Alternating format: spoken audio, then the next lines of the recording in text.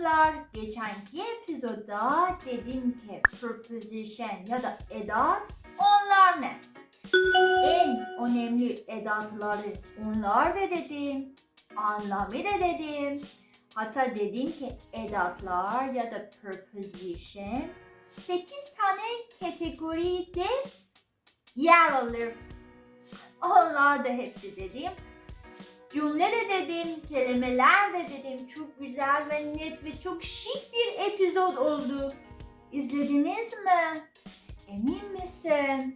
Categories: time, place, direction, agency, instrument or device. Ama bu epizodda söyleyeceğim ki en önemli edatlar ki 4 tane in, on, at, by, onlar ne için ve ne zaman bunları kullanabilirsin.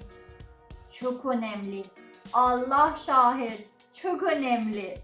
O zaman abone olmayı ve like atmayı lütfen unutmayın. So, let's start. I live at Alp Arslan Street in an apartment on the 7th floor. 3 tane edat kullandım. Ne için in, ne için on, ne için at. Bunları biliyor musun? Çok önemli. Çok basit ama çok önemli. At. Ne zaman ve ne için at kullanmam lazım? First, time. At 8 o'clock, at 9:30 o'clock, at 12 a.m. o'clock, at 3 p.m. o'clock, at time. Parts of day, at noon, at night, at midnight. Öğle zamanı, akşam zamanı ve midnight yani saat 2-3 öğle zamanlar gece. At midnight, at kullanıyorsun. Unutma. For age, sene, yaş. Bazı zamanlar cümlede at kullanıyorsun bu sene için. For example, Neil learned English at 20. At 20, bunlar yani Neil 20 yaşken İngilizce öğrenmeye yavaş yavaş başladı. At 20. I started learning English at 17. 17 yaşken başladım ben İngilizce öğrenmeyi. Belli yerler, belli adreste at kullanabilirsin. I'll meet him at bus station. Bus station, o otobüs durağı, orada kararım var. Kesin, belli yer. I live at Alp Arslan Street. Alp Arslan sokakta, orada yaşıyorum. Belli. At home, at school, at the party, at the cinema. At home, at the school de istemiyor. At cinema, at the party, bunlar de artikel lazım. Ama home ve school de istemiyor. Tamam, şimdiye kadar öğrendin ki at ne için ve ne zaman kullanabilirsin. Çok kolay oldu şimdi. Eminim. On. Preposition. On. Ne zaman ve ne için? Days. Days of the week. On Monday, on Friday, on Sunday, on 6 May. Mayıs ayı 6. günü. On 6 May, on 10 April, on 20 December. Days, günler varsa on my birthday, on Christmas Day. Hafta sonu için de on kullanıyorsun. On the weekend, road, river, streets, oceans, lakes, nehir, okyanus, göl, sokak, bunlar da on de kullanabilirsin. For example, on the corner of Atatürk Boulevard, on the left, on the right, on Alt Arslan Street. Bunlar da on kullanabilirsin. On üstüne, yani on surface'de anlamı var. Yani bir şey üstüne. For example, my cell phone on the table. On the table. Masa üstüne. On. In. Preposition in. Ne için? Ne zaman? Söyleyeceğim. Abone yaptınız mı? Like nasıl? Teşekkür ederim. In preposition ya da edat. In month. Aylar için month in kullanıyorsun. In April, in December, in August. Seneler. In 1996. In 2022. Mevsimler. Seasons.